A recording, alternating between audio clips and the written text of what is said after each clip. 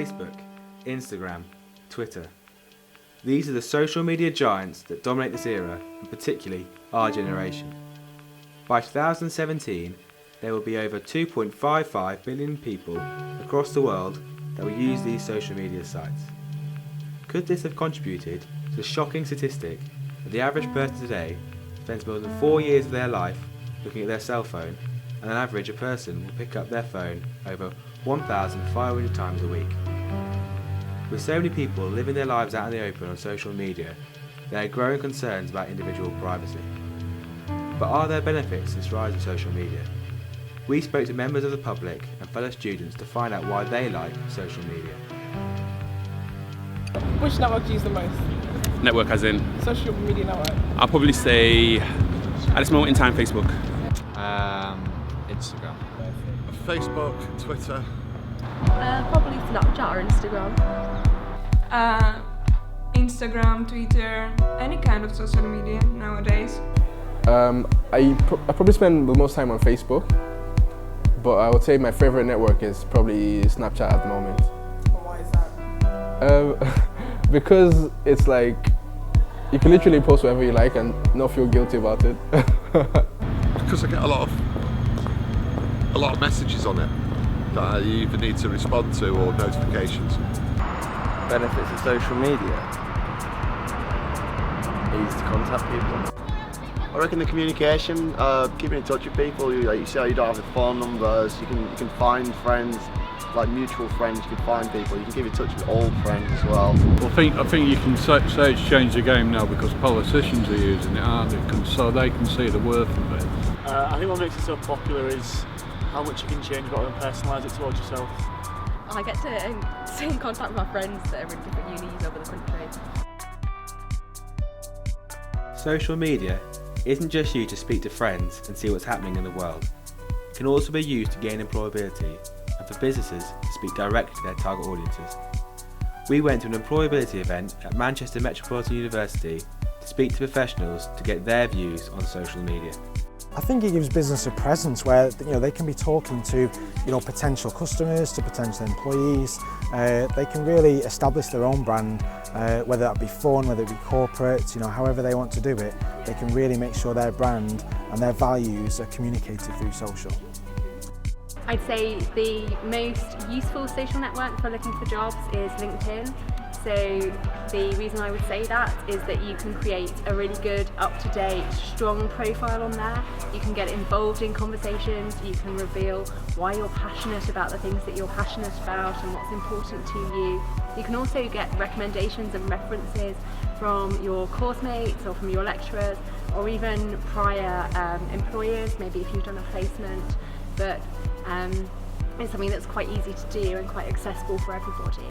The benefits of social media when it comes to employability are social media is an excellent way of getting your static portfolio out and seen by a greater number of people in a greater time. If you're in the PR industry like me, showing that you've got passion, interest and knowledge about a certain subject, blogging is a great way to get that out there, and it gives employers something to latch on to beyond the usual two-sided A4 CV, which will be in a pile of many, many others. We've seen the positives that social media can have for the general public, employability and businesses. But is it all good? We asked the general public and students what they think a few of the problems caused by this rapid rise in social media are and what effect it has on our society.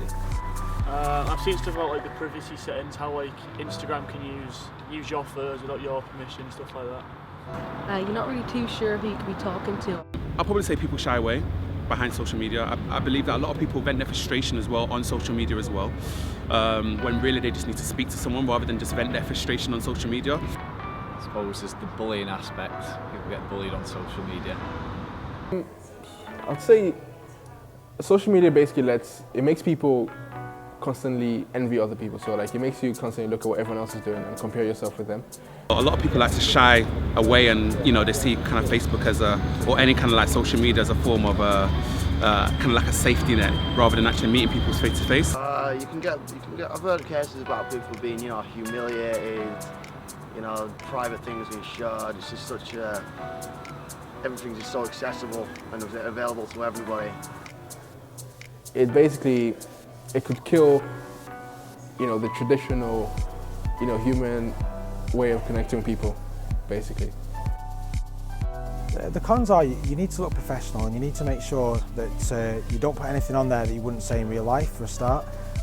There are a lot of employers who will check out your social footprint before interviewing you, before even thinking about offering you an interview. So you may send your CV off and not get a response, and it's because of that. So there's actually no law at the moment which stops an employer from looking at your social footprint. So we can check out stuff like your Facebook or your Twitter.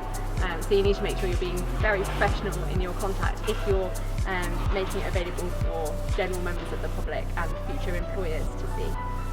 Onto social media from an individual's point of view and from an employability point of view is whatever you put out there, it will be there forever. It is a matter of public record for all intents and purposes.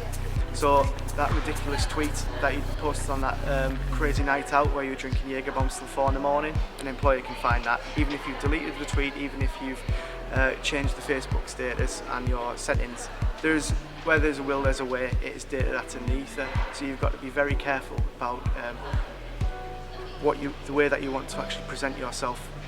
It should be a true reflection of you. If it's not, it can come back to bite you.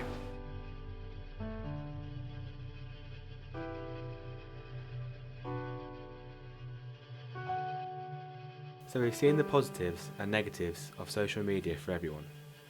Hopefully we've been able to make you think about your usage on social media and what you're putting online for the world to see. I leave you with one final question. Is social media bridging the gap of communication or pulling it further apart?